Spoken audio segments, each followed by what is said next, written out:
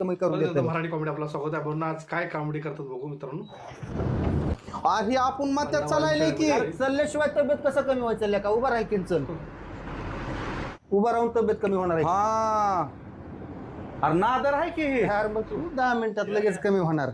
बर बर वा वा असंच करू का? आलो आलो आलो आलोच. ह्याच्या मायला आहे ना काय कुठं ना केलं रे. अरे बाप्या ह्याच्या मायला आहे ना काय घोळ घालून ठेवलं रे बाबा. अरे काय ह्याच्या मशिनीच्या नादात बेजार झालो रे मी.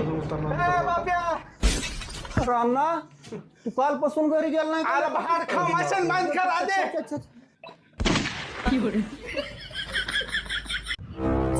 काय झालं?